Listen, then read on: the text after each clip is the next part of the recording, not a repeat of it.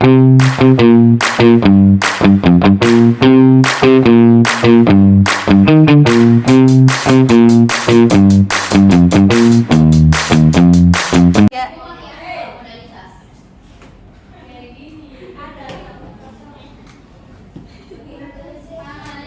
Ibu, kenapa coba kita duduk di situ?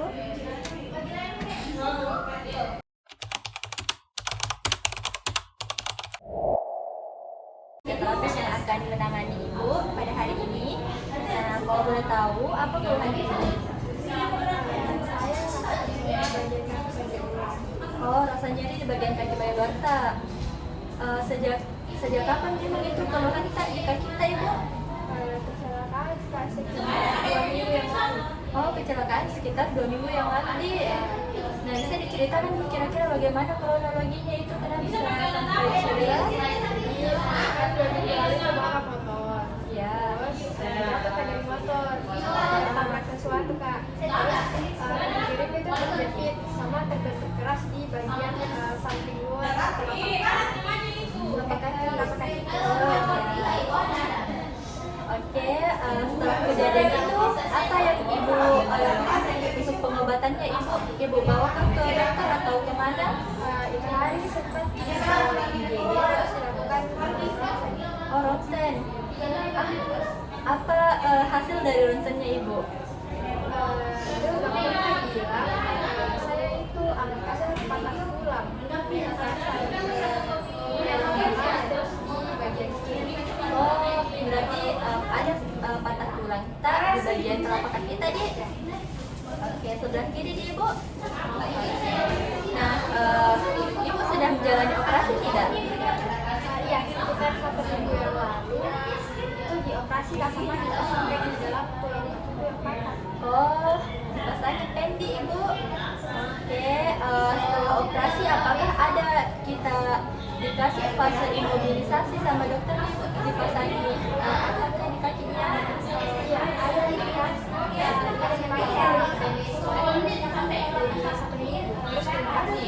Sempat pemakaian Dexlet selama 1 minggu.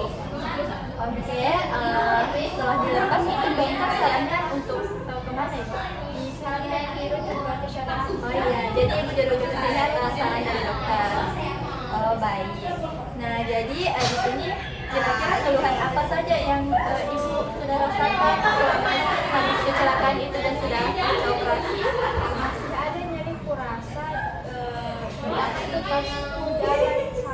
pas jalan berdiri itu kayak sekali. Oh kaku kita rasa karena masih ada bekanya Di. Oh iya. Nah gerakan seperti apa yang paling sakit kita rasa waktu kita itu? Pas jalan naik turun tangga, terus kadang saat pas Oh, berarti sangat terganggu sekali aktivitas tadi. Apalagi kita pasti dibantu sama pemakaian selama di rumah. Nah, sebelumnya pernah patah tulang atau tidak? Oh, iya. Nah, kalau misalnya ada riwayat penyakitnya kayak diabetes atau hipertensi? Oh, tidak ada di Ibu. Nah, apakah ada keluhan tak yang lain selain sakit di bagian kaki kaku? Oh iya, baik.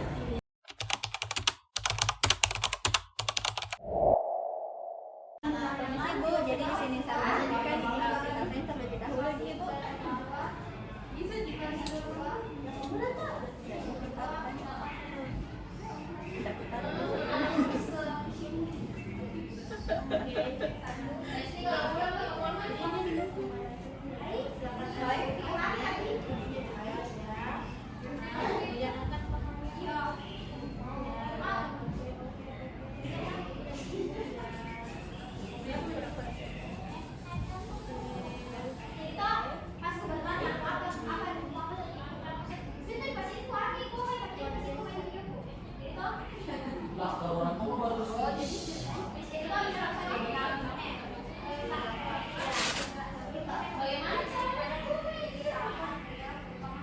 Baik, jadi untuk vital sign si pasien angkanya itu normal dan siap untuk melakukan tahap selanjutnya.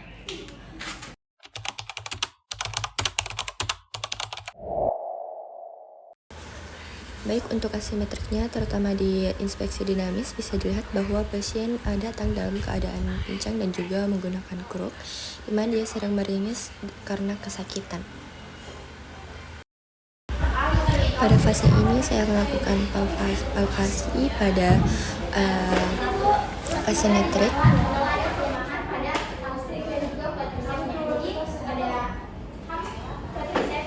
Jadi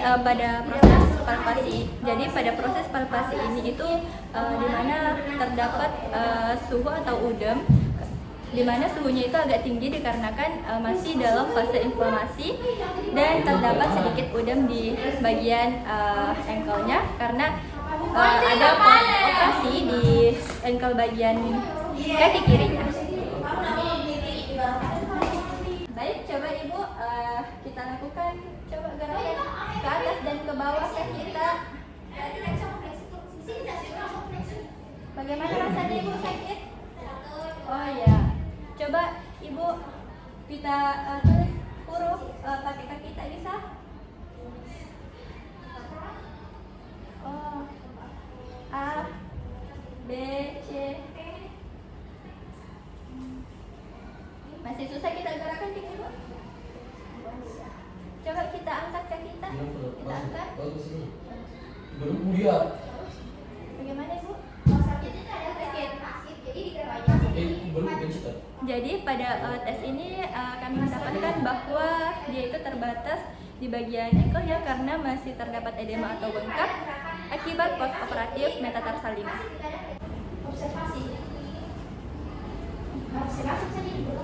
Oke, baik, untuk tahap asimetrik yaitu PFGD, di sini saya akan menginstruksikan pasien untuk melakukan semua bidang gerakan di bagian regio yang mengalami masalah. Nah, pada kasus ini saya mencurigai bahwa ada masalah di bagian regio ankle dan juga bagian knee-nya. Jadi pada regio itu saja yang akan saya periksa. Oke, coba Ibu kita lakukan gerakan seperti naikkan kakinya coba yuk. Terbatas ya Ibu. Coba turunkan lagi.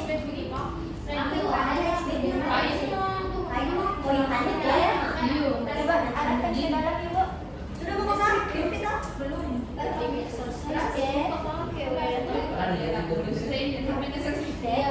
Baik, di sini bisa kita lihat bahwa pada PFGD gerakan aktifnya sangat terbatas dalam melakukan plantar fleksi, dorsofleksi, eversi maupun inversi. Nah, untuk gerakan pasif, coba saya gerakan kaki tadi Ibu. Bagaimana kita rasa? Lebih kering gitu. Itu enggak satu dan lain-lain, jadi kayak frontal costa nah untuk aktivitas itu kadang-kadang yang nah regio selanjutnya yaitu regio knee. Nah, coba Ibu gerakan kaki kita itu ini hamstring, terus akhirnya itu dia instabilitas ini dia ada dari medial lateral ligamen, terus sensori motornya itu coba kita lakukan sekali lagi. Dan untuk skositomatisnya mengalami kecemasan. Nah, hasil dari PFGD yaitu di mana melihat bahwa di bagian ankle semua gerakan terbatas dan bagian regioni itu gerakan ekstensinya sedikit terbatas dikarenakan karena bengkak akibat edemanya.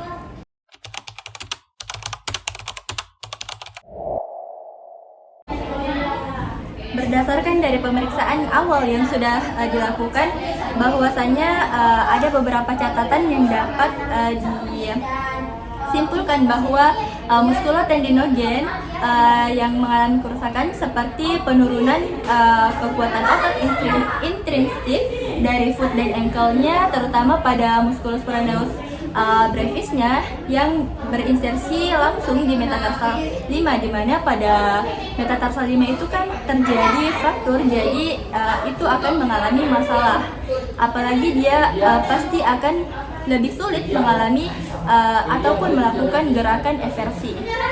Nah, serta juga setelah dilihat dan juga inspeksi statis ataupun palpasi, terjadi atrofi otot ringan akibat imobilisasi yang telah dilakukan selama 1 minggu. Nah, di sini neurogennya juga sebenarnya tidak ada defisit saraf mayor seperti sensorik dan motorik. Nah, berarti itu normal neurogennya. Nah, sedangkan atrogen di mana terdapat penurunan ROM pada sendi ankle baik itu dorsofleksi, plantar fleksi, eversi dan yang paling terbatas inversi dan yang paling terbatas itu gerakan eversi dari pasien. Nah, selanjutnya psikogennya itu di mana dia itu mengalami kinesiofobia. Nah, apa sih itu kinesiofobia? Di mana pasien mengalami takut bergerak menumpu pada kaki kirinya karena rasa khawatir dan takut menggerakkan di mana terhadap kondisi tulang yang masih dalam fase rehabilitasi atau masih inflamasi pasca operasinya.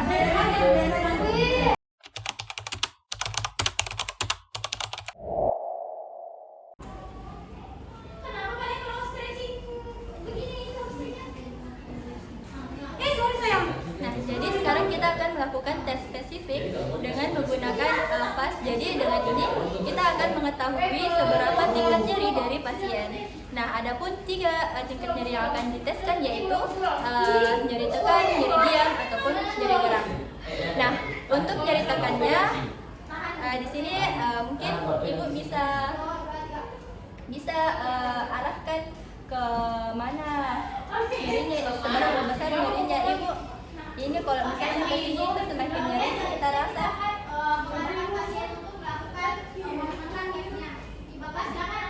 Coba saya tekan dulu di sebagaimana nyeri ibu. Karena pasien sudah bisa melakukan secara aktif, jadi kita coba untuk memberikan tekanan pada pasien. Oke, jadi cukup nyeri di ibu. Nah, selanjutnya pada nyeri diam kita bisa tes kembali. Kalau dia dalam kondisi diam ibu sebagaimana nyerinya.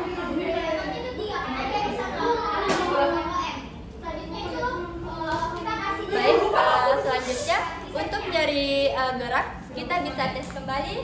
Coba ibu kalau misalnya saat kita bergerak atau kita gerakan kaki kita saat berjalan itu nyerinya sebagaimana ibu, bisa digeser. Baik. Jadi selanjutnya saya akan melakukan pengukuran ROM di bagian ankle dan juga knee.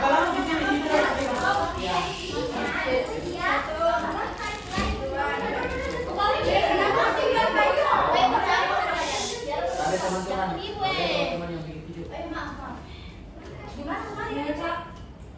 Masih ikutin gimana caranya?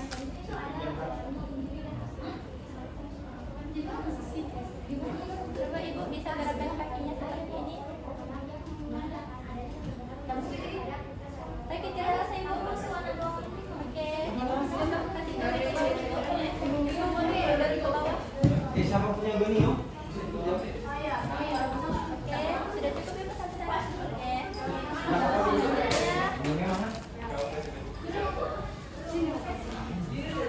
Makan dulu deh.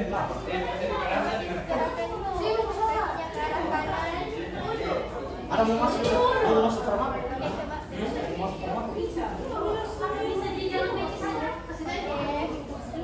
Sama sekali hujan banget. Bukan ini dari.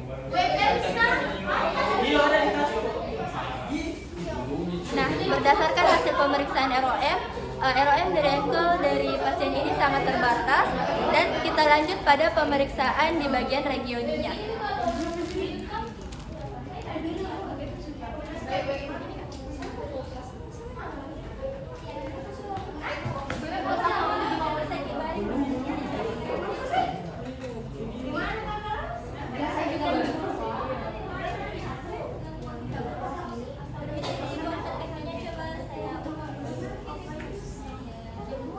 Kosong di sini kan?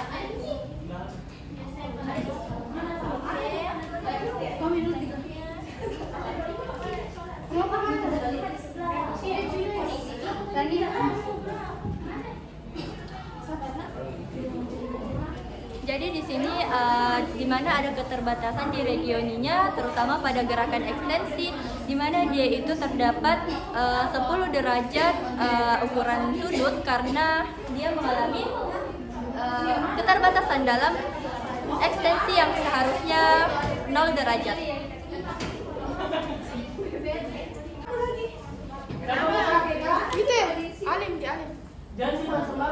Baik, selanjutnya kita akan melakukan tes manual muscle test, yaitu di mana kita akan lakukan dapat Ibu lakukan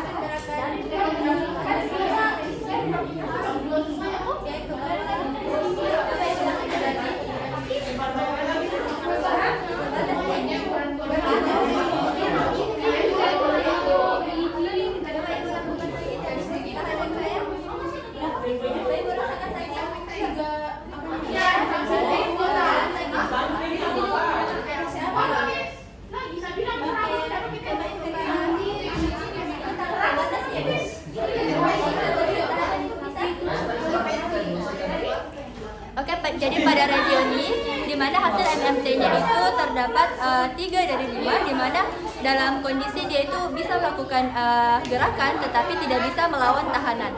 Nah, selanjutnya pada regioni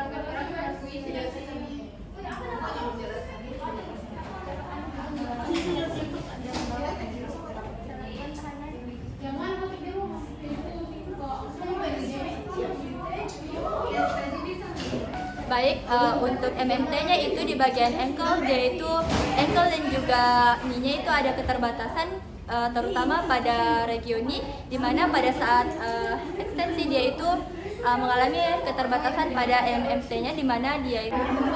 Baik, selanjutnya di sini saya akan melakukan tes kecemasan dari si pasien. Nah, di sini saya menggunakan pengukuran dari HRS atau Hamilton.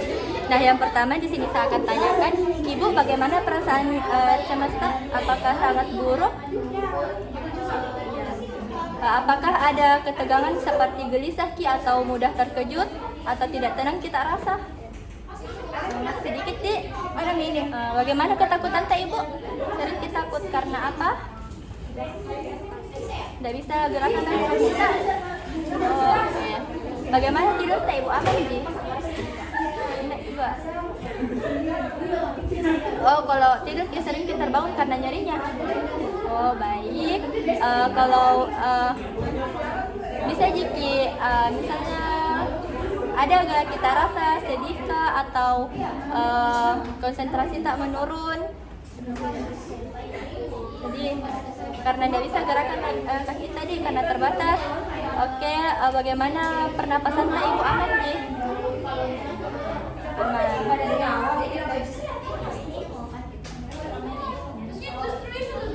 Kalau kita sering biasa merasakan pusing atau lemah kita rasa di bagian kaki jadi lemah kita rasa Di.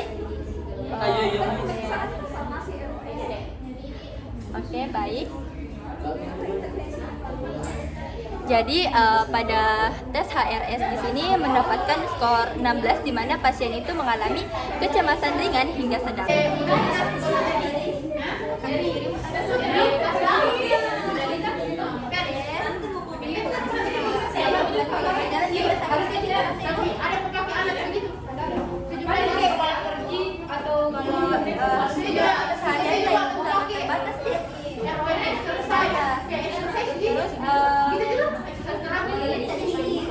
Kalau bisa jangan lupa berat badan pakai saya duduk kembali kok. Oke. Nah, jadi di sini dari tes HADI yang sudah dilakukan sebenarnya dia itu mengalami keterbatasan sangat keterbatasan yang dibilang itu disabilitas sedang karena dia itu tidak bisa berjalan dengan normal, serta dia belum bisa menahan weight bearingnya di bagian kaki yang mengalami cedera. Baik, untuk tes spesifik selanjutnya kita akan melakukan leg raise test pada bagian kaki yang mengalami cedera. Oke, coba ibu bagian kaki kirinya diangkat. Coba ibu tahan.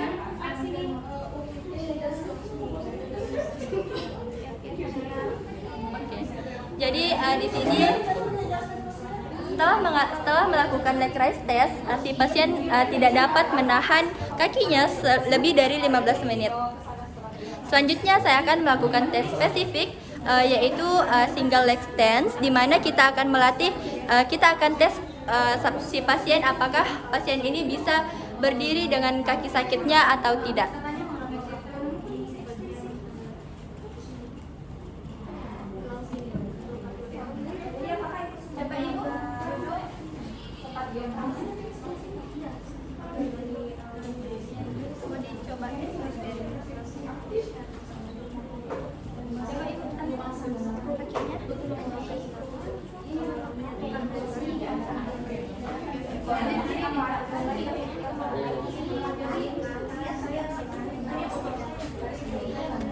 Jadi pasien kurang mampu dalam menahan weight bearingnya dengan menggunakan kakinya sendiri, sehingga dapat disimpulkan bahwa dicurigai ada ketidakseimbangan dalam berdirinya karena dia tidak mampu dalam menahan tubuhnya ataupun menahan pada saat leg raise test-nya. Baik, selanjutnya di sini saya akan melakukan measuring tape, di mana ini merupakan teknik untuk melihat ukuran dari otot dari tungkainya. Nah, kita bisa mengukurnya dengan meteran dengan teknik seperti ini.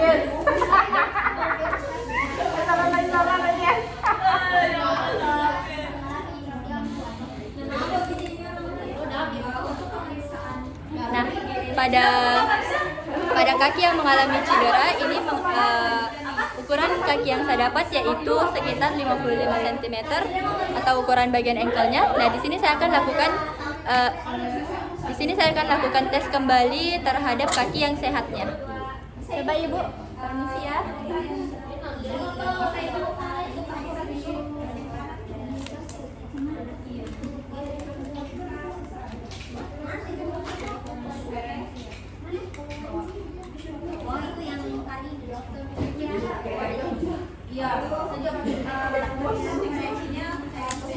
Oke, baik, setelah saya ukur ternyata ada selisih di antara besaran ukuran yang saya dapat tadi, di mana terdapat perbedaan sekitar 1,5 cm yang diakibatkan karena bengkak atau edema di bagian ankle-nya.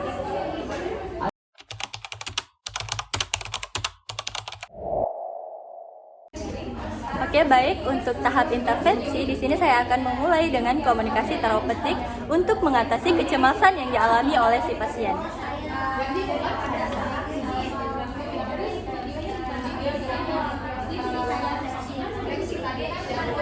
Baik Ibu, jadi di sini saya akan membantu proses pemulihan Ibu. Jadi jangan ragu sama proses ini, pasti semua proses ada hasilnya. Jadi yang penting bisa rutin untuk melakukan latihan, bisa kita tetap semangat, bisa kita jadikan ini sebagai motivasi sehingga bisa kita lagi menjalani hobi tak yang sudah tertunda karena cedera kaki yang Ibu alami. Dan komunikasi terapeutik ini bisa dimodifikasi sebagaimana rupa sehingga dapat memotivasi ataupun membangkitkan motivasi si pasien untuk sembuh. Baik, untuk mengurangi nyerinya kita bisa menggunakan tes dan bisa digunakan dengan teknik kontraplanar seperti ini. Ya.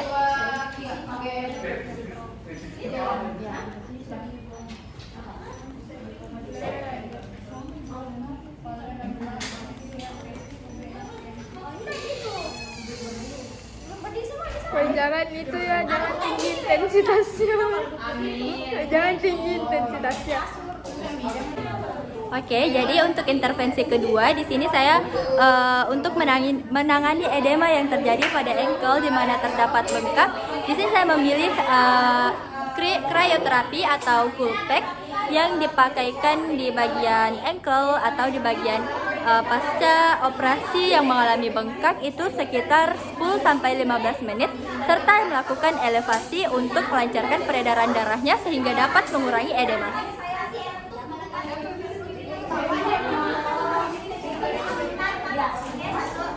Baik, di sini saya akan melakukan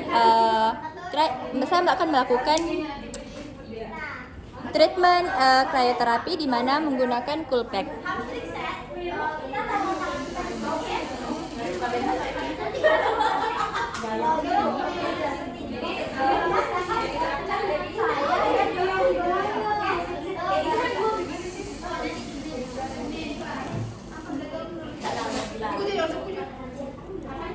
Jadi ini kita bisa lakukan selama 15 menit. Oke, baik, untuk intervensi selanjutnya di sini saya akan melakukan latihan ROM untuk meningkatkan ROM yang tadinya terbatas sehingga dapat diharapkan itu bisa menambah ROM dari pasien. Nah, baik, di sini saya akan melakukan kita latih aktif ROM dari si pasien. Jadi kita instruksikan pasien untuk melakukan ROM aktifnya terlebih dahulu, baik itu gerakan dorsofleksi, plantar fleksi, eversi, dan inversi. Oke, coba ibu lakukan gerakan. Oke, coba turunkan lagi ibu.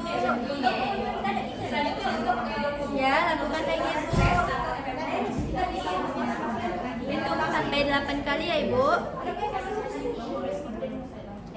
Oke, baik, ini tuh bisa dilakukan sebanyak 8 sampai 15 repetisi. Dan dilakukan sebanyak 1 kali terapi atau 1 kali sehari. Oke, sampai 8 kali. Baik, untuk plantar dan dorsofleksinya mungkin bisa seperti ini. Selanjutnya kita arahkan pasien juga untuk melakukan gerakan inversi dan juga eversi, yaitu arahkan gerakan kaki ke dalam dan juga keluar. Coba ibu arahkan kakinya seperti ini. Nah, seperti ini gerakan aktif, dan juga kalau misalnya kondisi pasien sudah memungkinkan, kita bisa tambahkan asistif atau tambahan bantuan dari si fisioterapis seperti kita. Oke, coba ibu lakukan. Nah, seperti ini, lakukan. Oke, reversi ibu. Baik, oke. Seperti itu, kita bisa lakukan 8 sampai 15 repetisi dan dilakukan sebanyak 3 set dalam waktu 10 menit. Nah, baik, untuk intervensi selanjutnya di sini saya akan melakukan isometric exercise, isometric contraction exercise, di mana ini dilakukan untuk ataupun bertujuan untuk menambah kekuatan dari otot-otot di sekitar area cedera yang dimana pastinya sudah mengalami kelemahan karena fase imobilisasi dan juga jarang dilakukan gerakan. Nah, adapun caranya yaitu bisa kita lihat seperti ini.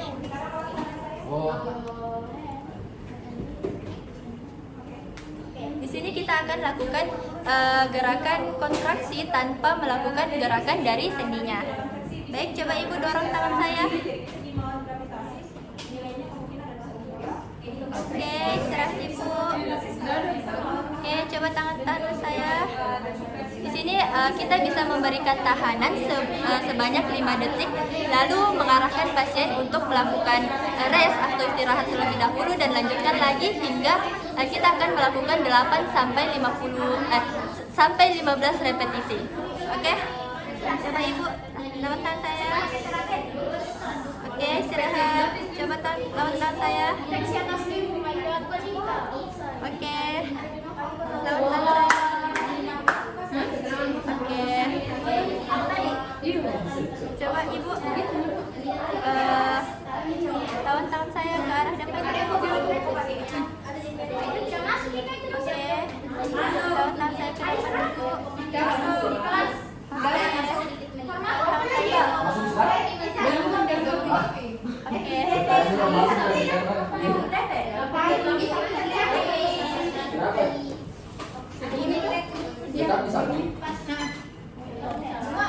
Oke, baik. Itu tadi latihan isometric exercise, atau kita akan melakukan selanjutnya exercise terapi berupa ankle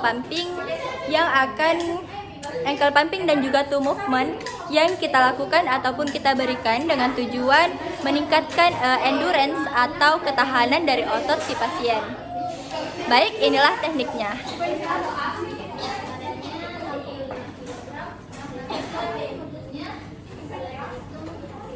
Jadi kita untuk mengarahkan pasien melakukan ankle pumping. Coba Ibu melakukan gerakan lagi begini ya. Coba lakukan Ibu.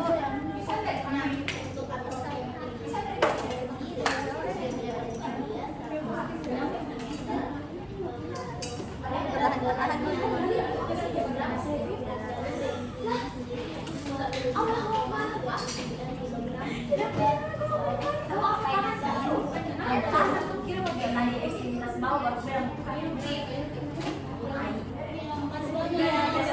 Nah, itulah tadi latihan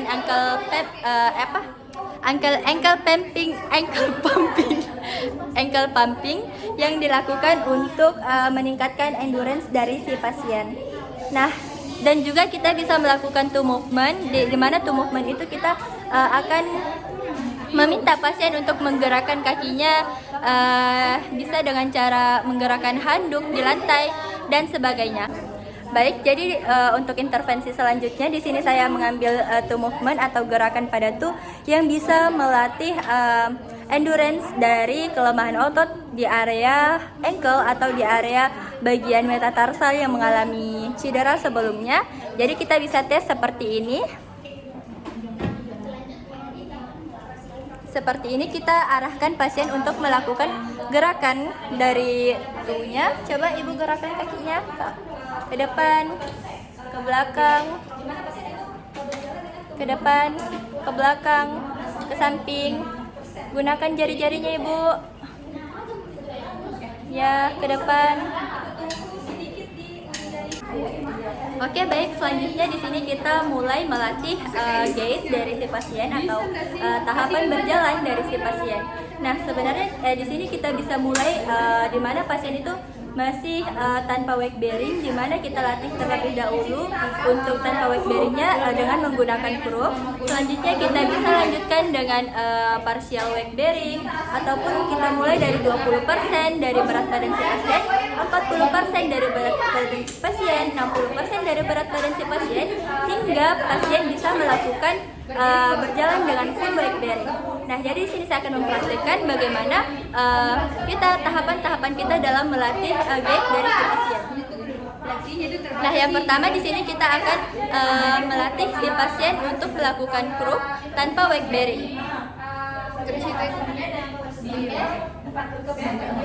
jadi ini. Diulang Kak, taruh di situ. Kita benar sih.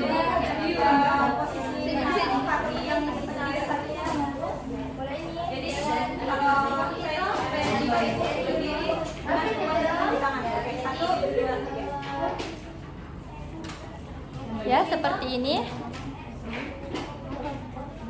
Oke, selanjutnya kita bisa melatih dengan partial weight bearing. Nah, dengan partial weight bearing kita mulai dari 20% dari si tubuhnya. Nah, maksudnya di sini misalnya berat badan si ibu itu sekitar 47 kg. Jadi kita cari 20% dari berat badan itu dan kita ukur sehingga si ibu ini bisa mengetahui seberapa berat dari 20% itu dan bisa mengaplikasikannya pada langkahnya.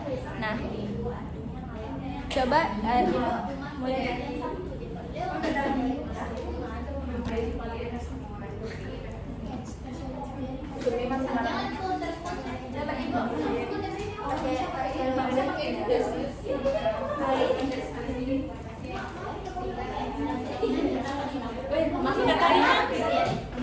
Masuk kata di kaki. Mana mau kata-katangan? Apa dibilang? Oi. Nah, teman-teman bisa lihat seperti ini partial weight bearing. Coba.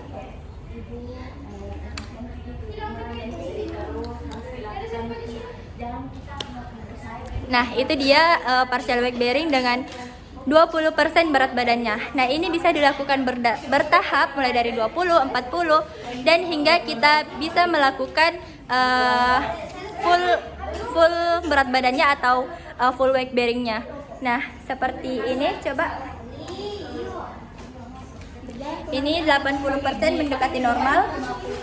80% ya.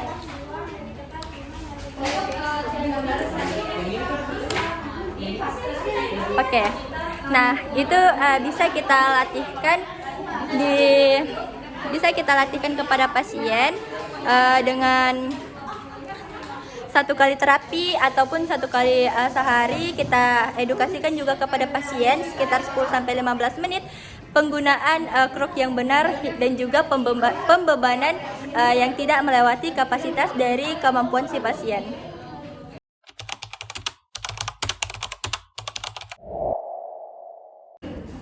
Nah, tiba saatnya sekarang kita mengajarkan kepada pasien terkait home program apa saja yang bisa dilakukan pasien untuk mendukung dari rehabilitasi kondisi si pasien.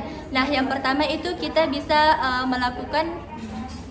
memberikan edukasi kepada pasien atau mengingatkan kepada pasien untuk mengompres bagian kakinya yang bengkak sehingga dapat mengurangi vasodilatasi sehingga dapat meringankan dari bengkaknya.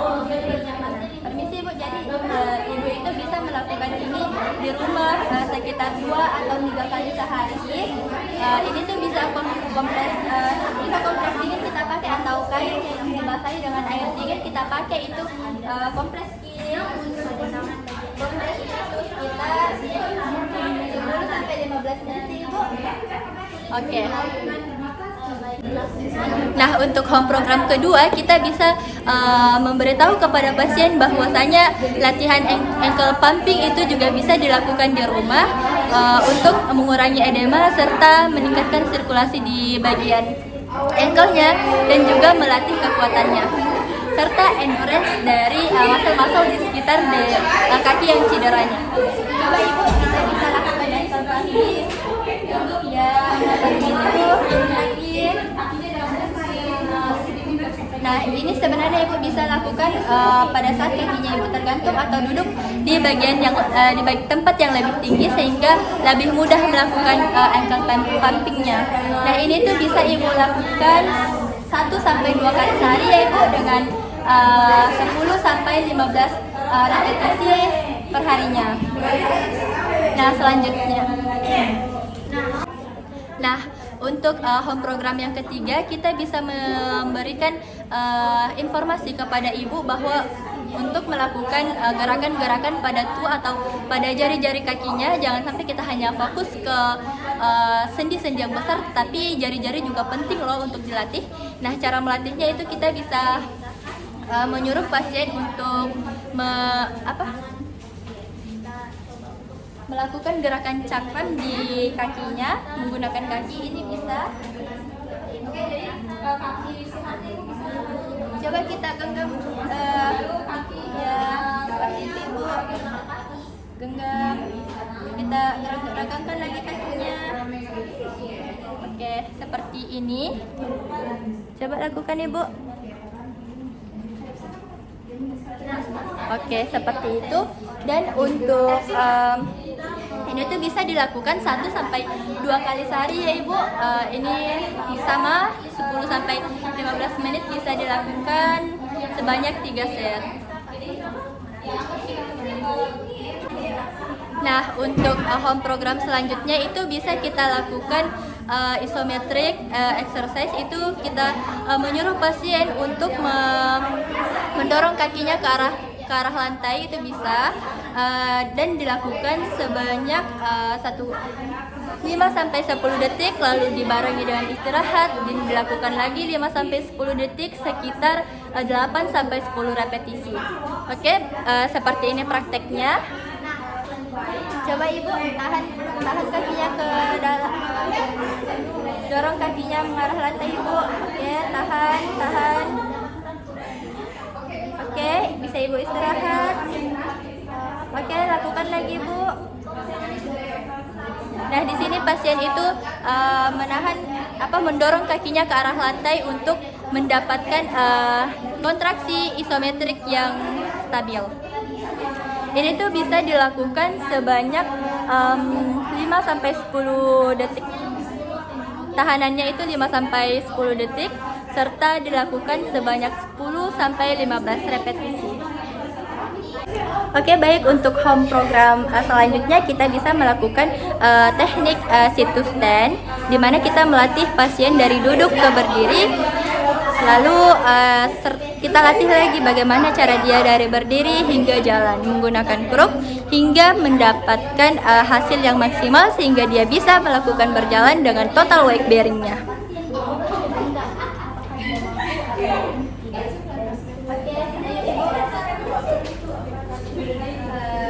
Coba Ibu lakukan berdiri dengan kaki yang sehat dulu. Nah, berdiri coba ya. Coba Ibu arahkan berdiri dulu. Kaki yang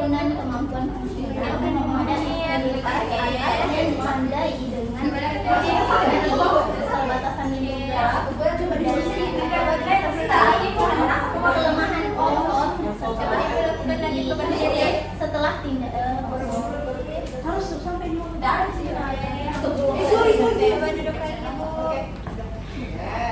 Nah, untuk diagnosis Coba berdiri lagi Bu. Untuk latihan selanjutnya kita bisa meminta pasien untuk melakukan gerakan sit to stand di mana pasien Nah, itu dia latihan sit to stand-nya, sehingga latihan ini juga bisa diterapkan di rumah dan pasien diharapkan bisa dengan teratur melakukan latihan ini untuk mendukung rehabilitasi si pasien sehingga bisa benar-benar sembuh serta kembali ke fungsi dari fisiologisnya. Baik, untuk latihan menggunakan TheraBand ini dilakukan apabila fraktur itu sudah benar-benar tersambung kembali dan benar-benar pulih untuk meningkatkan strengthening dari otot-otot di sekitar area yang mengalami cedera fraktur.